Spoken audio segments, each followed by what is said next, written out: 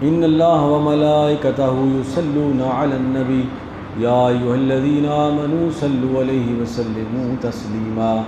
محبت کے ساتھ سارے درود و سلام۔ الصلاۃ والسلام علیک یا سیدی یا رسول اللہ وعلی آلک واصحابک یا سیدی یا حبیب اللہ۔ الصلاۃ والسلام علیک یا سیدی یا رسول اللہ وعلی آلک واصحابک یا سیدی یا حبیب اللہ۔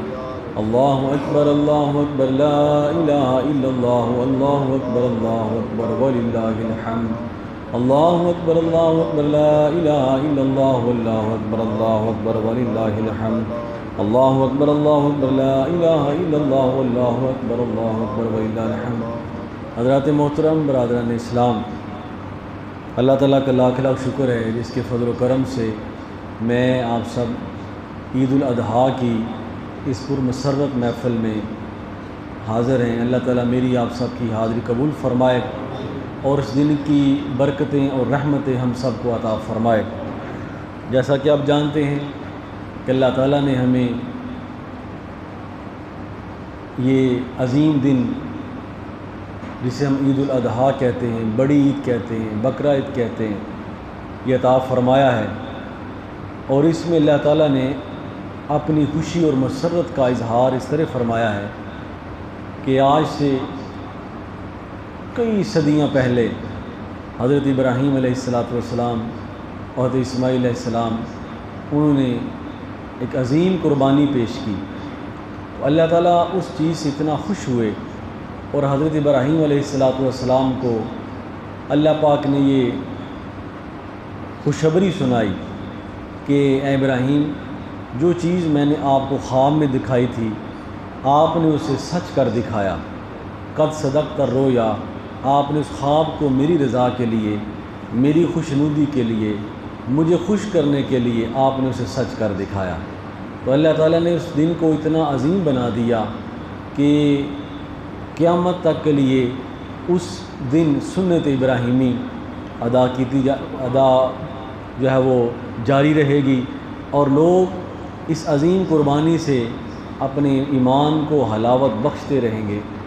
اور اس عظیم قربانی کا فلسفہ بھی یہی ہے کہ جس طرح حضرت ابراہیم علیہ السلام نے اپنی خواہش، اپنا ارادہ، اپنی ہر چیز اللہ کے حکم پر قربان کر دی، ہمیں بھی یہ اس قربانی سے سبق ملتا ہے کہ بظاہر تو ہم ایک جانور اللہ کی بارگاہ میں پیش کرتے ہیں جن کو طاقت ہوتی ہے، لیکن اس میں مقصد یہی ہوتا ہے کہ یا پروردگار عالم، جس طرح میں تیرے بندے حضرت ابراہیم علیہ السلام کی یہ سنت ادا کر رہا ہوں، اگر ضرورت پڑی تو جس طرح یہ میں خون بہا رہا ہوں، اس طرح ایک دن اگر تیرا حکم آ گیا تو میں ہر چیز تیری راہ میں قربان کر دوں گا۔ ارادہ یہ ہوتا ہے، نیت یہ ہونی چاہیے، اور ظاہر ہے حاصل بندگی بھی یہی ہے کہ اللہ تعالیٰ نے جو حکم دیا ہے بندے کو وہ ساری زندگی اس پر عمل پیرا رہے، اسی میں خیر ہے، اسی میں بہتری ہے، اور اسی میں ہم سب کی نجات ہے۔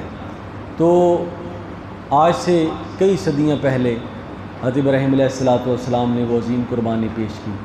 صحابہ کرام نے حضور علیہ السلام سے عرض کی، یا رسول اللہ ما هذه الاضاحی، یہ قربانی کیا چیز ہے؟ تو حضور علیہ السلام نے ارشاد فرمایا، سنت ابیکم ابراہیم، یہ آپ کے جد اعلیٰ حضرت ابراہیم علیہ السلام کی سنت ہے۔ اور یا رسول اللہ، اس قربانی میں ہمارے لیے کیا ہے، ہمیں کیا ملے گا؟ تو اللہ پاک نے فرمایا، ہر بال کے بدلے تمہیں نیکی ملے گی۔ جب تم اللہ کی رضا کے لیے کوئی جانور ذبح کرتے ہو تو اس کے جسم پر جتنے بال ہوتے ہیں اس کے برابر تمہیں نیکی ملے گی۔ حضور علیہ السلام نے ارشاد فرمایا، حضرت حسن بن علی، حضرت علی شیر خدا رضی اللہ عنہ کے بڑے صاحبزادے، وہ روایت کرتے ہیں کہ حضور علیہ السلام نے ارشاد فرمایا، جو بندہ خوشی کے ساتھ بغیر کسی تنگی کے اللہ کی رضا کے لیے قربانی پیش کرتا ہے تو اللہ تعالیٰ اس کے پچھلے گناہوں کو معاف کر دیتے ہیں۔ یعنی قربانی کرتے وقت آپ کے ذہن میں تنگی نہیں ہونی چاہیے، آپ کے ذہن میں کوئی مجبوری نہیں ہونی چاہیے۔ کیوں؟ حضور علیہ السلام جو میں نے قرآن پاک کی آیت کریمہ پڑھی ہے اس میں اللہ تعالیٰ نے اپنے محبوب کو یہی ارشاد فرمایا ہے، اے محبوب ان صلاتی و نسکی و محیای و مماتی للہ رب العالمین، اے محبوب یہ فرمائیں کہ بے شک میری نماز، میری قربانی، میری زندگی، میری موت للہ رب العالمین، سب کچھ اللہ کے لیے ہے۔ اور ایک بندے کا ہوتا ہی سب کچھ اللہ کے لیے ہے۔ جب وہ اپنا سب کچھ اللہ کے لیے کر دیتا ہے تو کائنات کی ہر شے اس کے لیے ہو جاتی ہے۔ تو فرمایا اپنی قربانی، اپنی نماز، اپنا جینا مرنا سب کچھ اللہ کے لیے جو ہے وہ قربان کر دیں۔ تو عید الاضحیٰ آج کا عظیم دن جو ہے ہمیں اللہ کی راہ میں اپنا سب کچھ قربان کرنے کا حکم دیتا ہے، درس دیتا ہے۔ اور اسلام کا یہ مزاج ہے کہ اسلام ہر شعبے میں قربانی مانگتا ہے۔ یہ تو ہوئی ایک جانور کی قربانی، حضرت ابراہیم علیہ السلام کو اپنے صاحبزادے جو کئی سالوں کے بعد آپ کو عطا ہوا تھا، اس قربانی میں ایک دمبا آ گیا اور ایک نمونہ اللہ تعالیٰ نے رہتی دنیا تک یہ رکھا۔ لیکن اصل میں جو بات سمجھانی ہے وہ یہ ہے کہ اسلام کے مزاج میں ہے ہی قربانی۔ حضرت علامہ اقبال رحمۃ اللہ تعالیٰ علیہ آپ نے ارشاد فرمایا، غریب و سادہ اور رنگین ہے داستان حرم، یعنی جو خانہ کعبہ کی داستان ہے یہ بڑی عجیب و غریب ہے اور سادہ بھی ہے، رنگین بھی ہے، اس کے لیے کئی خون بہائے گئے ہیں۔ اور آگے ارشاد فرماتے ہیں کہ ابتدا ہے اسماعیل نہایت اس کی حسین، یعنی ان کی ابتدا جو ہے وہ حضرت اسماعیل علیہ السلام سے ہوئی ہے اور اس کی انتہا جو ہے وہ میدان کربلا میں حضرت امام حسین رضی اللہ تعالیٰ کے خون مبارک سے ہوئی ہے۔ تب جا کر یہ کعبے کو رون کے ملی ہے، تب جا کر اسلام کو عروج ملا ہے۔ تو اسلام کے مزاج میں قربانی ہے، اسلام ہر شعبے میں قربانی مانگتا ہے۔ جب تک دل و جان سے آپ اپنی ذمہ داریوں کو ادا نہیں کریں گے اس وقت تک آپ کامیاب نہیں ہو سکتے۔ پھر حج ہے، قربانی اور حج یہ لازم ملزوم ہے۔ حج ایک عظیم عبادت، اس دفعہ اللہ کا شکر ہے کہ کافی لوگوں نے حرمین شریفین حاضری دی، حج کیا۔ اللہ تعالیٰ ان کے حج کو قبول فرمائے اور اللہ تعالیٰ حرمین طیبین کی رکاوٹیں دور فرماتے ہوئے اللہ تعالیٰ ہم سب کو اپنی ناراضگی سے محفوظ فرماتے ہوئے حرمین طیبین کی جو بندش ہے اللہ تعالیٰ اس کو کھول دے اور ہم بار بار وہاں حاضری دے سکیں۔ تو حج جو ہے حضور نبی پاک صلی اللہ علیہ وآلہ، حج اور قربانی یہ دونوں آپس میں لازم ملزوم ہیں۔ اور اسلام کی کوئی بھی عبادت ہے جب تک آپ قربانی کا جذبہ نہیں رکھیں گے اس کا حق ادا نہیں ہوتا۔ اب دیکھیں آپ یہاں نماز پڑھنے کے لیے آئے ہیں تو اپنا بہت کچھ چھوڑ کے آئے ہیں، بہت سی مصروفیت چھوڑ کے آئے ہیں، آپ نے کسی نہ کسی چیز کی قربانی دی ہے۔ اگر آپ 5 وقت نماز ہے، اگر آپ جو ہے وہ ایک نماز کے لیے آتے ہیں، اپنی دکان بند کرتے ہیں، اپنے مریض کو چھوڑ کے آتے ہیں تو آپ نے ایک قربانی دی ہے۔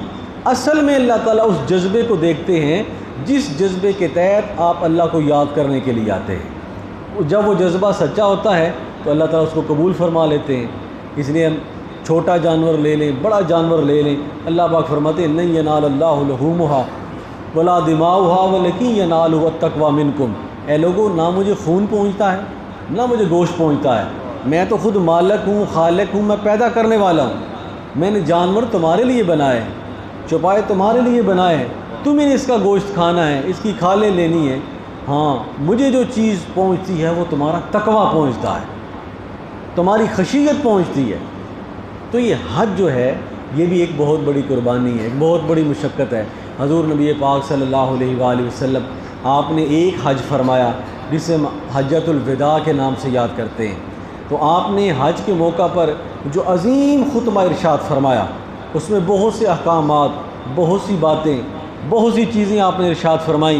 چند باتیں اپنے ایمان کو حلاوت بخشنے کے لیے، اپنے آپ کو سمجھانے کے لیے، آپ کو سمجھانے کے لیے کہ حضور علیہ السلام نے ہمیں کیا درس دیا، ہماری زندگی میں کامیابی کا معیار کیا چیز ہے۔ یہ دنیا کی نمود و نمائش یہ تو عارضی چیز ہے، اصل میں بات وہی ہے جو اللہ کے رسول نے، جو اللہ اس کے رسول نے ارشاد فرمائی ہے۔ تو حجۃ الوداع کے موقع پر کئی مقامات پر حضور علیہ السلام نے صحابہ کرام 1,24,000 کم و بیش صحابہ کرام جمع ہیں، آپ نے ان کو خطبات ارشاد فرمائے، بہت سی باتیں، بہت سے احکامات آپ نے ارشاد فرمائے۔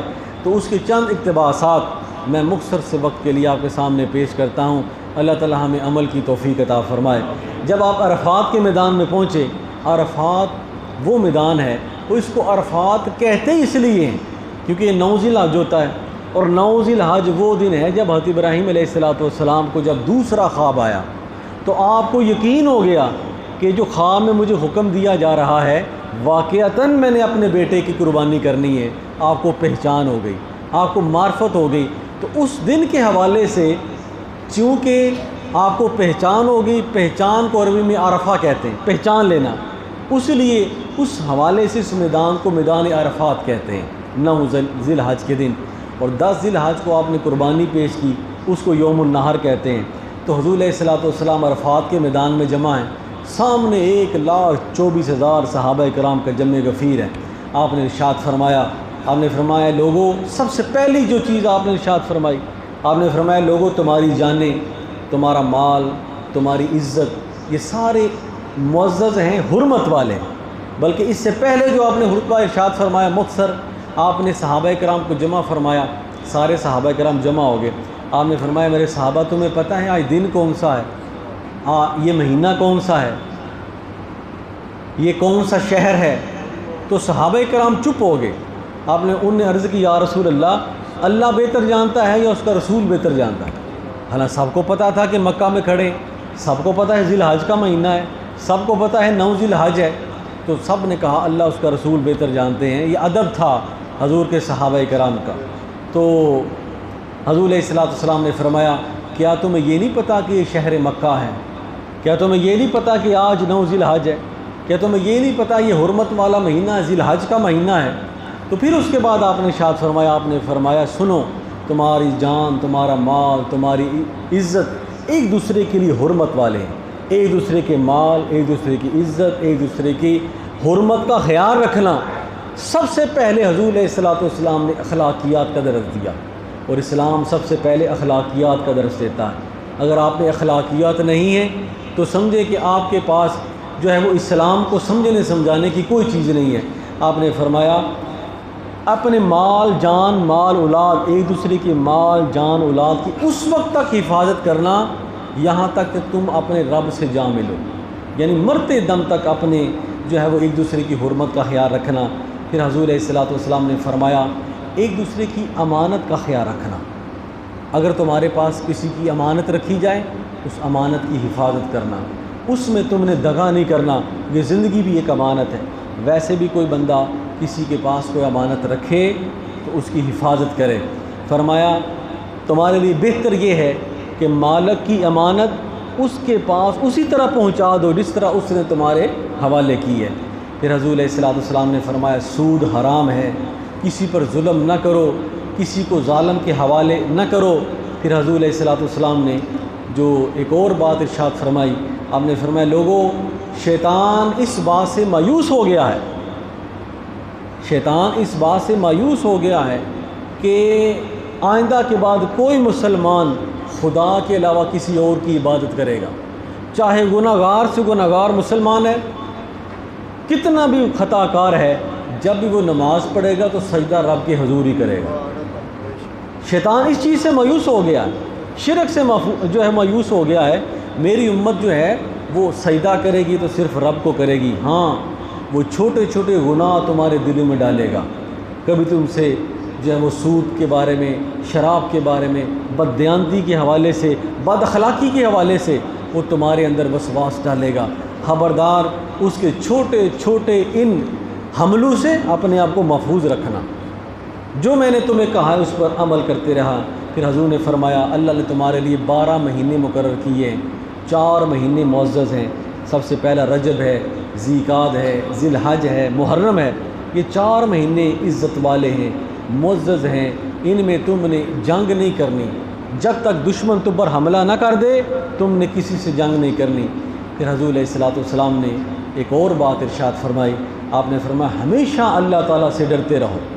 یہ ایام حج یوم عرفہ کا عظیم خطبہ، آپ نے فرمایا ہمیشہ اللہ سے ڈرتے رہو۔ میں تمہیں عورتوں کے بارے میں بھلائی کی وصیت کرتا ہوں، میں تمہیں عورتوں کے بارے میں بھلائی کی وصیت کرتا ہوں، یہ تمہارے زیر دست ہوتی ہیں، ان کے ساتھ بد اخلاقی نہ کرنا، یہ تمہارے زیر نگیں ہیں، ان کے ساتھ اچھا سلوک کرنا، یہ تمہارے پاس اللہ تعالیٰ کی طرف سے امانت ہے۔ اس سے بڑھ کر عورتوں کے حقوق کیا ہو سکتے ہیں کہ حضور علیہ السلام نے اپنی پہلی نصیحتوں میں عورتوں کا ذکر فرمایا کہ ان کے حقوق کا خیال رکھنا۔ فرمایا حضور علیہ الصلوۃ والسلام نے ارشاد فرمایا بے حیائی سے بچتے رہنا، جب بندے سے حیا جاتی رہے تو اس کا ایمان ختم ہو جاتا ہے۔ پھر حضور علیہ الصلوۃ والسلام نے آگے جو ارشاد فرمایا، آپ نے فرمایا میں تم میں دو چیزیں چھوڑ کے جا رہا ہوں، ایک کتاب اللہ، دوسری سنت۔ اور ایک اور روایت میں آتا ہے حضور نے فرمایا ایک کتاب اللہ، دوسری میری اہل بیت، ان کو پکڑے رکھنا۔ دیکھیے پتہ نہیں زمانہ کب تک چلنا ہے، یہ دنیا کب تک چلنی ہے، یہ معاملات کب تک چلنے ہیں، اس لیے حضور نے فرمایا جب تک تمہارے ہاتھ میں کتاب اللہ ہے، سنت رسول ہے، میری اہل بیت طہار کا دامن ہے، تم اس وقت تک گمراہ نہیں ہو سکتے۔ بندے کے پاس گمراہی آتی اس وقت ہے جب وہ قرآن سے اپنا تعلق توڑ لیتا ہے، حضور کی شریعت سے اپنا تعلق توڑ لیتا ہے، لیکن جب وہ جڑ جاتا ہے گمراہیاں ضلالتیں اس سے دور ہو جاتی ہیں۔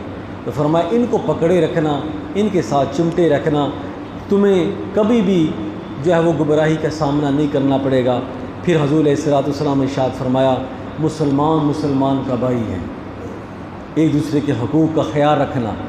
فرمایا کسی آدمی کے لیے جائز نہیں کہ اپنے بھائی کے مال کو کھائے جب تک وہ اجازت نہ دے دے، کسی کے لیے یہ جائز نہیں کہ وہ اپنے بھائی کے مال کو کھائے، نہ ہی اپنے بھائی پر ظلم کرے، نہ ظالم کے حوالے کرے، اپنے بھائی کی پردہ پوشی کرے۔ پھر حضور علیہ الصلوۃ والسلام نے آخری بات، بہت لمبا خطبہ ہے، حضور نے فرمایا یاد رکھو اگر تمہاری طلب دنیا ہے، اگر تمہاری طلب دنیا ہے تو اللہ تم پر فاقہ مسلط کر دے گا، غربت مسلط کر دے گا، اس لیے اپنی طلب دنیا نہ رکھو۔ دنیا کسی کے پاس بھی پوری نہیں ہوتی، بڑے بڑے شہنشاہ، بڑے بڑے دولت مند افراد اسی آس میں چلے گئے ہیں ہمارے پاس اتنا ہو جائے، اتنا ہو جائے، اتنا ہو جائے۔ فرمایا اگر تمہاری طلب دنیا ہے تو تمہارے پاس فاقہ رہے گا، اور اگر تمہاری طلب آخرت ہے تو دنیا تمہارے پاس ناک گھسیٹ کر آئے گی، دنیا تمہارے پاس اس طرح آئے گی جیسا کو ناک گھسیٹ کر آتا ہے۔ پھر آپ نے طویل دعائیں ارشاد فرمائیں، کیونکہ یوم عرفہ تھا، حضور مسکرا پڑے عرفات کے دن۔ تو صحابہ نے عرض کی یا رسول اللہ کیوں مسکرائے؟ فرمایا میں نے اپنی امت کی بخشش کی دعا کی، میں نے اپنی امت کی بخشش کی دعا کی کہ یا اللہ میری امت کو بخش دے، تو اللہ تعالیٰ نے میری امت کی بخشش کا اعلان کر دیا ہے۔ اب یہ بات سن کر شیطان جو ہے وہ بڑا واویلا کر رہا ہے، رو رہا ہے، چلا رہا ہے، تو میں اس کے رونے چلانے کو دیکھ کر میں ہنس پڑا۔ اللہ نے میری امت پر کرم فرما دیا ہے، ہر وہ گناہ گار جو توبہ کر لے گا اللہ تعالیٰ اس کی توبہ کو قبول کرتے اس کی بخشش کر دے گا، اسے مہلت دیتا رہے گا، باز آ جاؤ باز آ جاؤ۔ پھر حضور علیہ الصلوۃ والسلام نے اپنی طرف سے 100 اونٹ آپ لے کر آئے تھے، آپ نے 63 اونٹ اپنی عمر کے ہر سال کے بدلے 63 اونٹ آپ نے اپنے ہاتھوں سے قربان کیے۔ کوشش کرنی کہ اپنے ہاتھوں سے قربان کریں، یہ بھی سنت ہے، لیکن جو نہیں کر سکتے وہ کسی اچھے کسائی کو لیا کریں، اس سے قربان کروایا کریں۔ تو فرمایا اور 37 اونٹ آپ نے حضرت علی شیر خدا رضی اللہ تعالیٰ آپ سے ارشاد فرمایا کہ آپ میری طرف سے ان کو قربان کریں۔ بڑی محبت کی بات بیان کر کے پھر ہم نماز پڑھتے ہیں۔ ہوتا یہ تھا کہ حضور کی پاس جب 63 اونٹ لائے گئے نا، تو آپ جس اونٹ کو اشارہ کرتے وہ اونٹ آپ کے پاس آتا اور آپ کے سامنے آ کر لیٹ جاتا، کیونکہ ایسی چھری بھی کسی مقدر والے پر چلتی ہے، تو وہ آپ کے سامنے آ کر لیٹ جاتا۔ تو حضور نے فرمایا کہ جانور ذبح کرو تو چند باتوں کا خیال رکھو، نیت صحیح رکھو، اپنی چھری کو تیز رکھو، جانور کے سامنے جانور کو ذبح نہ کرو، اس پر تشدد نہ کرو، اسے پیار محبت کے ساتھ یہ اسلوب دیا ہے قربانی کا۔ تو فرمایا تقوی اختیار کرو، خشیت اختیار کرو۔ اللہ تعالیٰ ہم سب کو عمل کی توفیق عطا فرمائے۔ عید بھی ٹھنڈی ہو گئی ہے، وقت بھی ہو گیا ہے، وما علینا الا البلاغ وآخر دعوانا الحمدللہ رب العالمین۔ اب ہم نماز پڑھتے ہیں، نماز پڑھنے کے بعد آپ نے 3 دفعہ تکبیرات پڑھنی ہیں، اس کے بعد مختصر سے خطبے پڑھتے ہیں اور اس کے بعد انشاءاللہ دعا کرتے ہیں۔ اب آپ تمام آواز سے